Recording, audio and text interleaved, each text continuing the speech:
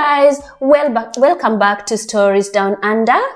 My name is Fran. As promised, we were to bring you a video of how to find a job in Australia. And here we are. Please stay tuned and let's see what we've got for you. Excellent. So today, as Fran has said, the first thing that we want to advise you to do if you are looking to join corporate Australia is to gain the relevant skills.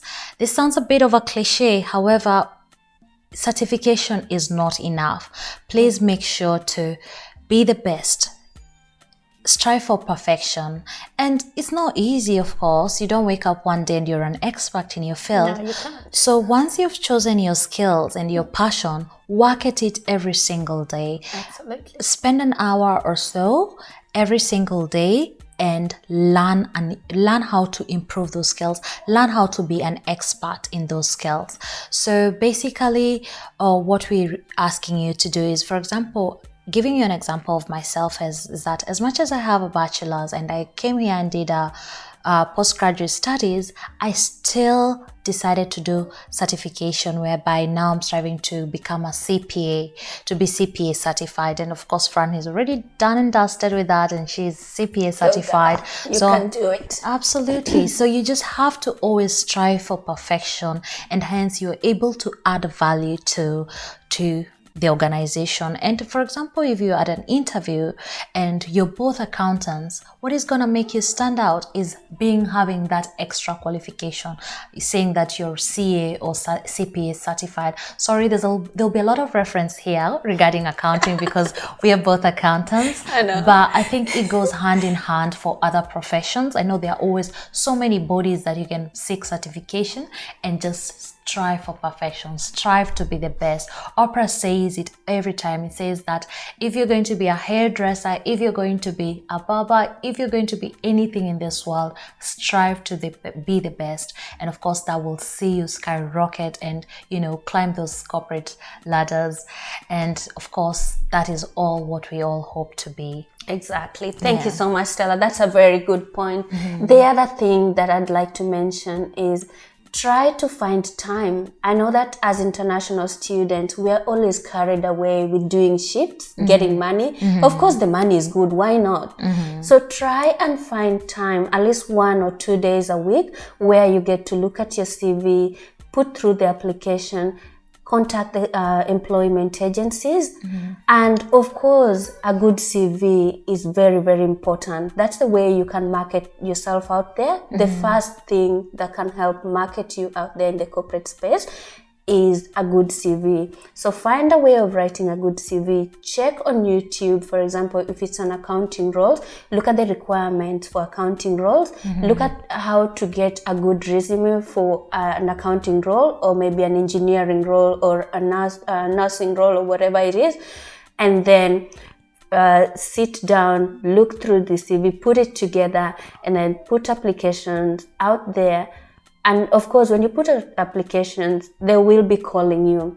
Like in Australia at the moment, I know there are a lot of jobs, almost in every sector. Absolutely. You can put through like 10 applications and get 4 interviews in a day. So try and allocate at least 1 or 2 days to attend these interviews, and maybe prepare your CVs and be sending them through. So I think that's what I'm thinking is a very good way to join. Yeah, absolutely. With that said, just to add on that, another thing that personally I slept on is the internships. So I was so busy, as you said, looking for jobs, and working in my manual, skills and etc. What we have to do as students to make ends meet and to pay 16,000 plus a semester. And that's a lot of money. And that was then. So Yeah. I don't know how much it is now. It's a huge amount of money. So, and I slept on internships. And please, if you're in your last year of study, I want to really encourage you to try and get into an internship program. Especially for me, I said, as I told you before, I work in the government sector. So all the departments in the government sector do offer, in the mining sector as well, do offer internships. And this is your way to slide into the corporate space.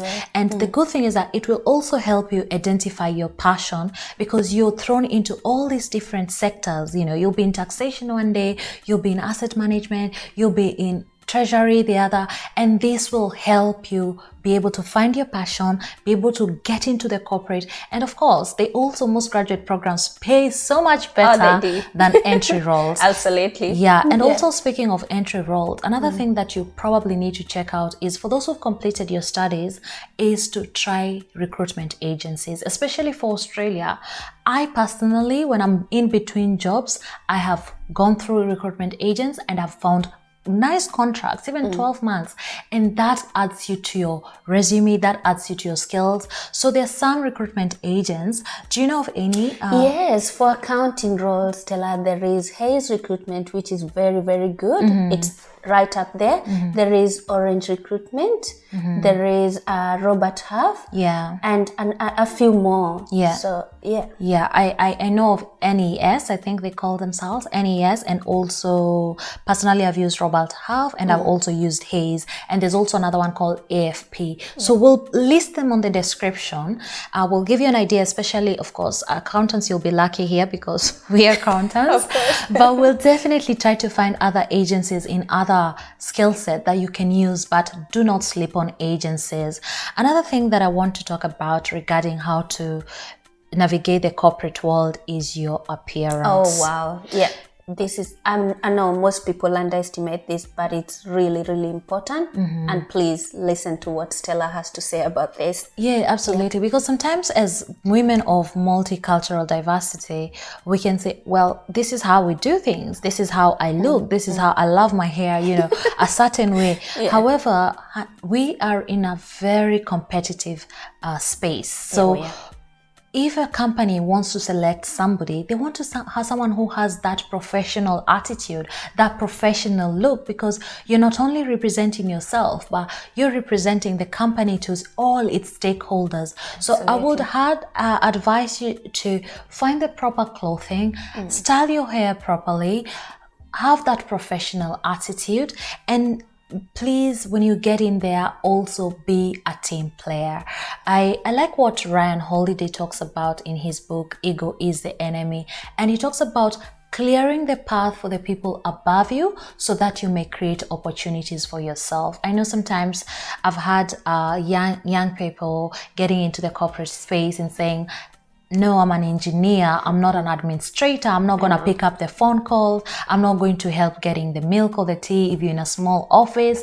But honey, that's the problem, and that's why Ryan says ego is the enemy. Absolutely. So make sure to, especially because you don't have those skills yet, so you're not able to sit on your desk and be an analyst or whatnot. The thing you can do is make sure that you're very helpful. Ask your team members, is there anything I can do for you? Is there something that, do you need to send any emails or whatnot?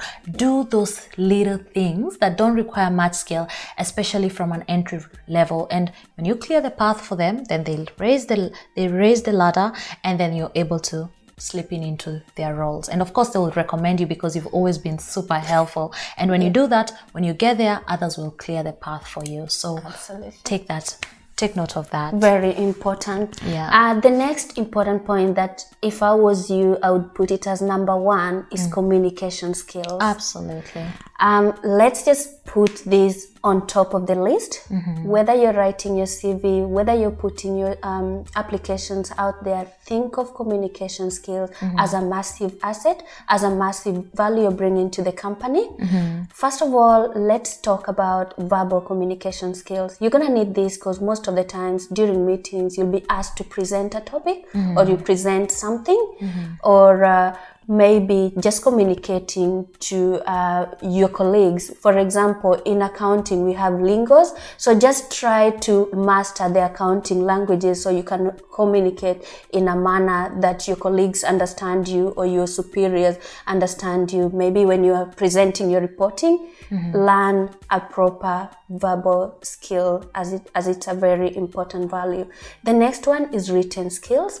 I know we do underestimate the written skills because we say, Google will edit it for me, but it is such an important factor because you'll be writing emails out there. You'll be needed to write letters, professional letters. Learn to know how to write professional letters, to know how to write professional emails, and most importantly, to know how to communicate professionally, because that is going to help you, especially when you're starting and even when you're climbing the corporate ladder. Absolutely. Communication is definitely, it's just a work in progress for all of us. It is. And for anybody out there looking to improve your communication skills, I would recommend Toastmasters Australia. Oh, yeah. Most suburbs have a Toastmasters. This is a program whereby individuals from different spheres of life meet and practice on their communication skills. I have been a part of Toastmasters, and I cannot tell you what Toastmasters have done to me. It has built my confidence. It has built my impromptu speaking. So for example, sometimes in meetings, your boss will just be like, oh, Stella, could you please elaborate on that? And you're caught off guard, and you just have to still give it your best shot, and that will help you. Toastmasters will help you actually really practice the impromptu speeches. I love them. I'll check them out too. Yeah, so of course, communication, as I said, is work in progress. Every day, try to strive, and as well as reading books. I find reading books also help you to be able to have good flow when you speak. Yeah, there are a number of journals. There are a number of journals that you can go through in different professional bodies. For us, accountant, CPA, there is a monthly journal called In the Black. Read most books along your profession, and just general reading, maybe biographies if you have time, for those who have time. Absolutely, I like In the Black, but I'm not gonna lie that I read it every month, despite it being sent to my email. And so lastly, we just want to leave with one last one that I think is also very, very important, is avoid office politics at That's a good one. all costs. A good one. Yeah.